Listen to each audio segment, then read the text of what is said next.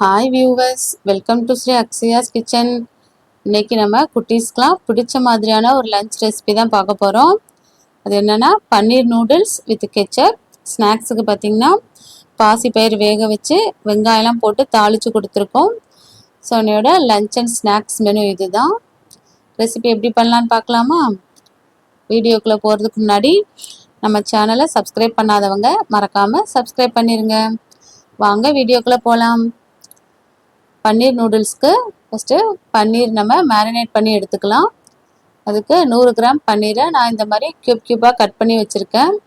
அதில் 1 tablespoon cornflour, 1 tablespoon மைதா, 1/4 spoon மிளகுத்தூள், 1 ஸ்பூன் உப்பு சேர்த்துட்டு நல்லா ஒரு தடவை கலந்து விட்டுக்கலாம். தண்ணி எதுவுமே நம்ம சேர்க்க தேவையில்லை, ஆல்ரெடி அதில் ஈரப்பதம் இருக்கும். ஸோ ஒரு தடவை நல்லா கலந்து விட்டு எடுத்து வச்சாலே போதும். இப்போ நம்ம நூடுல்ஸை வேக வச்சு எடுத்துக்கலாம்.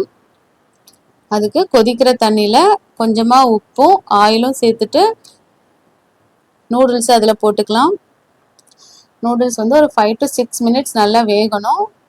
ஸோ அது வரைக்கும் நல்லா வேக விட்டு எடுத்துக்கலாம். இப்போ பாருங்கள், நல்லா வெந்துருச்சு.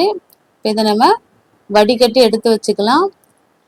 வடிகட்டிட்டு அப்படியே விட்டுட்டோன்னா இது வந்து ஒன்றோட ஒன்று ஒட்டிக்கும். ஸோ இதில் நம்ம கோல்டு வாட்டர் இதில் வந்து ஆட் பண்ணிக்கலாம். இதை ஆட் பண்ணுறதுனால நூடுல்ஸ் வந்து ஒன்றோட ஒன்று ஒட்டாமல் உதிரி உதிரியாக கிடைக்கும். இது ஓரமாக இருக்கட்டும். இப்போ நம்ம பன்னீரை ஷாலோ ஃப்ரை பண்ணி எடுத்துக்கலாம். அதுக்கு ஒரு பேனில் 4 டேபிள் ஸ்பூன் ஆயில் சேர்த்துட்டு மேரினேட் பண்ணி வச்சுருக்க பன்னீர் க்யூப்ஸை இதில் ஒன்று ஒன்றா ஆட் பண்ணிக்கலாம். ஆட் பண்ணிவிட்டு இதை ஒரு நிமிஷத்துக்கு அப்படியே விட்டுறலாம். உடனே திருப்பினோன்னா இது வந்து உடஞ்சிரும். ஸோ அதனால் ஒரு நிமிஷத்துக்கு விட்டுட்டு அப்புறம் திருப்பி எடுத்துக்கலாம். இந்த மாதிரி ஒவ்வொரு பக்கமும் திருப்பி விட்டு ஒவ்வொரு நிமிஷம் கேப்பில் நம்ம ஃப்ரை பண்ணி எடுத்துக்கலாம். அதாவது இந்த கோல்டன் கலரில் நல்லா ஃப்ரை ஆகணும். அந்த அளவுக்கு நல்லா பொறுமையாக திருப்பி விட்டு ஃப்ரை பண்ணி எடுத்துக்கலாம். இப்போ பாருங்கள், நல்லாவே ஃப்ரை ஆகிடுச்சு. இதை வேற ஒரு பாத்திரத்துக்கு மாற்றி எடுத்துக்கலாம். இப்போது அதே எண்ணெயில் நீல வாக்கில் நறுக்கிற ஒரு பெரிய வெங்காயம் ஆட் பண்ணிக்கலாம். பெரிய வெங்காயம் ஆட் பண்ணிட்டு அதை ஒரு பரட்டி விட்டதுக்கப்புறம் இதில் நீல வாக்கில் கட் பண்ண ஒரு கேரட், நீல வாக்கில் நறுக்கின கேப்சிகம், இது ரெண்டையும் சேர்த்துட்டு நல்ல ஒரு தடவை கலந்து விட்டுறலாம். இதில் வந்து இஞ்சி பூண்டு ஆட் பண்ண மறந்துட்டேன். வெங்காயம் சேர்த்ததுக்கப்புறம் இஞ்சி பூண்டு ஆட் பண்ணணும். ஸோ மறந்துட்டேன். அதனால் இப்போ நான் 1 ஸ்பூன் இஞ்சி பூண்டு ஆட் பண்ணிவிட்டு அதோட ரா ஸ்மெல் போகிற வரைக்கும் மட்டும் நம்ம கலந்து விட்டால் போதும். வெஜிடபிள்ஸ்லாம் ரொம்ப வேகணும்னு அவசியம் இல்லை. ஏன்னா சாப்பிடும்போது கொஞ்சம் க்ரன்ச்சியாக இருந்தால் தான் நல்லாயிருக்கும். ஸோ இப்போது இதில் நம்ம கெச்சப்ஸ் ஆட் பண்ணிக்கலாம். 1 spoon soya sauce, 1 spoon tomato ketchup add பண்ணி ஒரு தடவை நல்லா கலந்து விட்டுக்கலாம். இப்போ இதில் நூடுல்ஸ் மசாலா ஆட் பண்ணிக்கலாம்.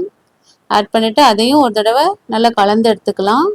உப்பு எதுவுமே நம்ம சேர்க்க தேவையில்லை, இந்த மசாலாலேயே உப்பு எல்லாமே இருக்கும். ஸோ மசாலாவை ஆட் பண்ணிவிட்டு ஒரு தடவை கலந்ததுக்கப்புறம் வடித்து வச்சுருந்த நூடுல்ஸ் எடுத்து இதில் சேர்த்துக்கலாம். சேர்த்துட்டு இந்த மசாலா எல்லாமே இந்த நூடுல்ஸில் எல்லா பக்கமும் நல்லா கோட் ஆகிற அளவுக்கு நல்லா கலந்து விட்டு எடுத்துக்கலாம். ஸோ இந்த மாதிரி நல்லா கலந்ததுக்கப்புறம் ஃப்ரை பண்ணி வச்சுருந்த பன்னீர் க்யூப்ஸை இதில் நம்ம ஆட் பண்ணிக்கலாம். ஆட் பண்ணிவிட்டு மறுபடியும் ஒரு தடவை ஃபுல்லாக கலந்து விட்டு எடுத்தோன்னா நம்மளுடைய பன்னீர் நூடுல்ஸ் ரெடி. இதோட கெச்சப் வச்சு சாப்பிட்டோன்னா ரொம்ப சூப்பராக இருக்கும். இதுதான் என்னோட லஞ்ச் பாக்ஸ் ரெசிபி. எப்போவுமே ஒரே மாதிரி வெரைட்டி ரைஸ் இந்த மாதிரி கொடுக்காம என்றைக்காவது ஒரு நாள் இந்த மாதிரி செஞ்சு கொடுத்து பாருங்கள். அன்றைக்கி லஞ்ச் பாக்ஸ் எம்டியாக தான் வரும். ஸோ குழந்தைங்களுக்கு ரொம்ப பிடிக்கும்.